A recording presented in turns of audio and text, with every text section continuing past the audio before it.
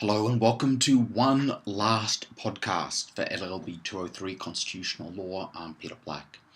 I'm recording this podcast on Saturday afternoon, just a few days before the exam. There's just a few final things that I thought I might comment on. Plus, I thought you might all be looking for just a little bit of a distraction and a break from your study. So, hence this podcast. Okay, so the few things that I did want to talk to you about.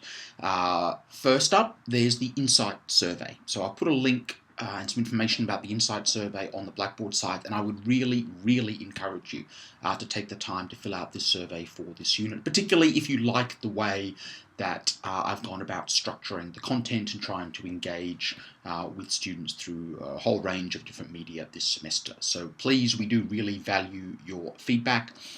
This feedback is not just for me, it's also for the powers that be, both in the law school, faculty, and the university as a whole.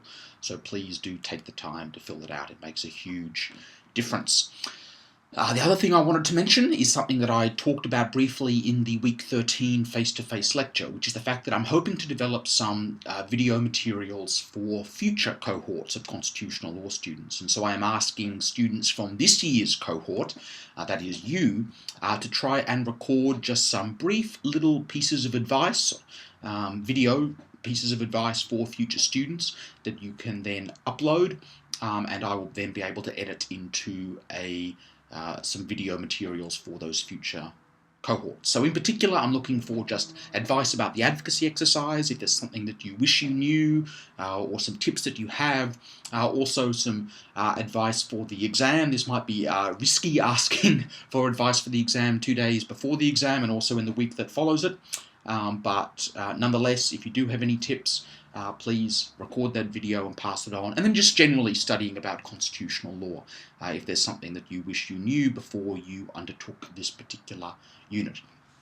So in addition to my gratitude for uploading some videos, I would also there's also a $50 Maya voucher available for whatever I consider the best video to be. So these videos can be short or long, they can be serious or they can be funny, they can be creative and innovative, or they can just be a talking head to camera, whatever sort of works for you. But there is a prize for the best video. I'm also looking for people who are willing to redo their advocacy exercise, not for marks, but just so that I can record it, so that there is an example I can show again for future cohorts of constitutional law students. So thank you so much for your assistance with all of that.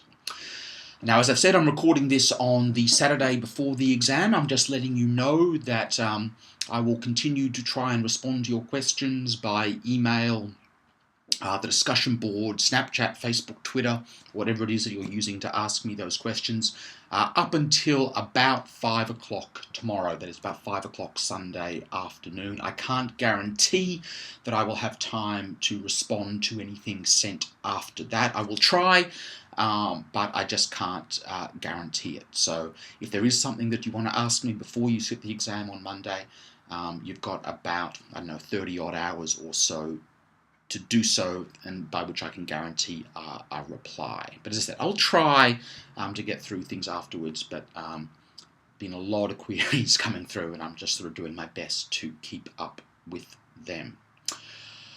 So, what else did I want to mention? Well, you can probably tell that it looks as though the beard might be making a comeback. For those of you that requested that, I'm sort of thinking that during this mid-semester break I might grow the beard out again. So, again, let me know what you think about that.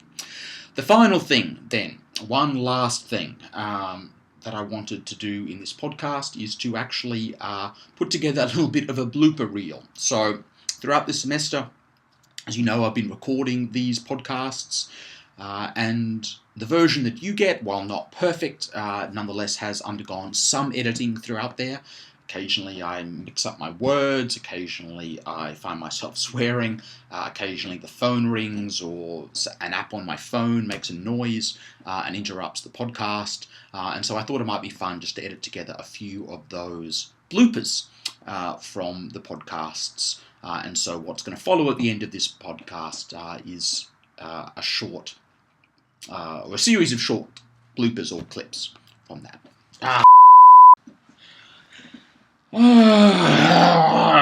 Can't can't get my words right.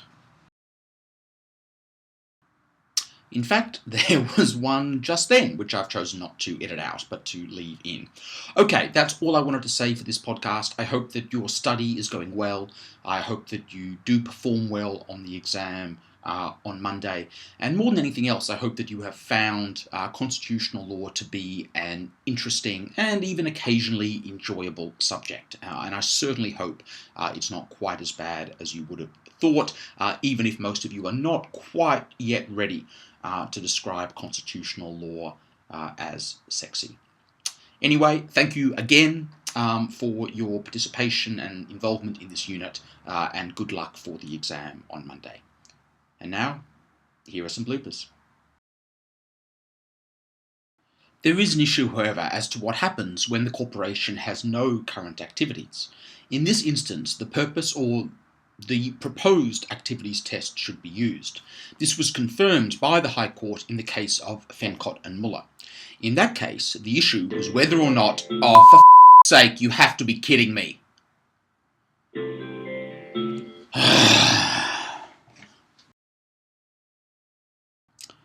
In Lukovitch,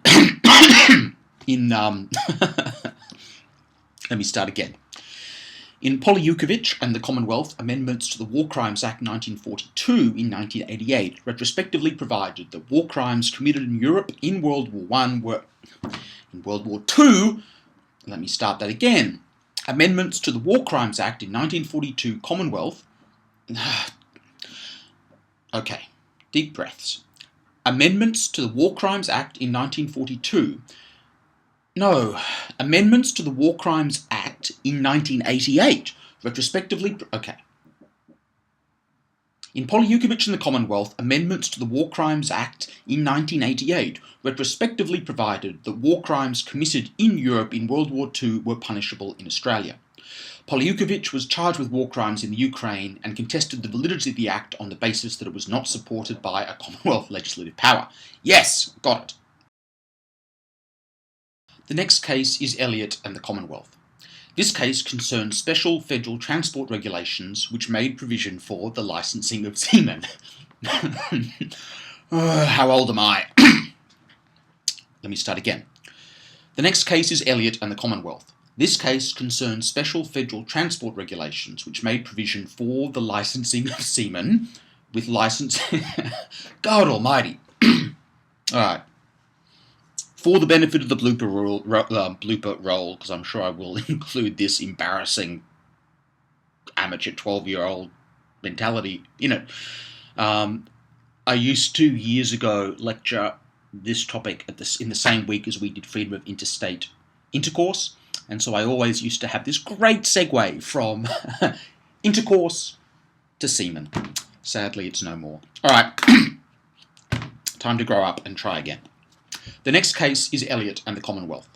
This case concerns special federal transport regulations which made provision for the licensing of seamen with licensing officers appointed at prescribed ports, including Sydney, Melbourne, Brisbane, Newcastle and Port Adelaide, which were the main export ports. Laws can include industrial awards, as we saw in the case of Ex parte Maclean. The reference to laws in Section 109, however, does not extend to administrative decisions. That's awkward. Okay, let me start that again and just put my phone on mute. Laws can include industrial awards. The authority for this is Ex parte Maclean. The court... The Parliament does, however, Let me start that again. The Commonwealth Parliament does, however, have a general power to regulate judicial proceedings. We see this through the incidental power under Section 5139 to make laws affecting the trial of federal matters. There have been a few cases that have considered the scope and application of this. It extends to the burden of proof, as we see in Milosevic. The Commonwealth Parliament has a general incidental power under Section 5139 to make laws affecting the trial of federal matters. This includes the burden of proof, Milosevic and Campbell, the admissibility of evidence, Rodway and the Queen, and even a law directing courts to ignore complicity of police in a controlled Come on. I can't get anything done today. Okay. Let's start again. The Commonwealth Parliament has general incidental power under Section 5139 to make laws affecting the trial of federal matters.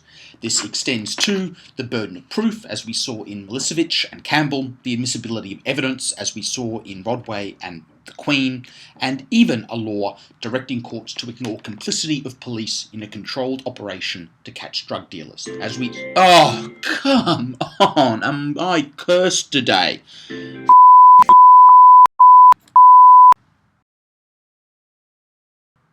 And I'm back just for one final farewell. My apologies for not giving you a warning about some of the bad language in those bloopers. I did bleep it out, but my apologies. I'll put that in the announcement so no one gets an unpleasant shock.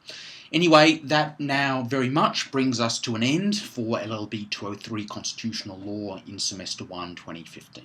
I know, I'm very sad too, but I hope you've enjoyed it. I hope you've got something out of it, and I really do wish you all the best of luck for the exam on Monday. Thank you.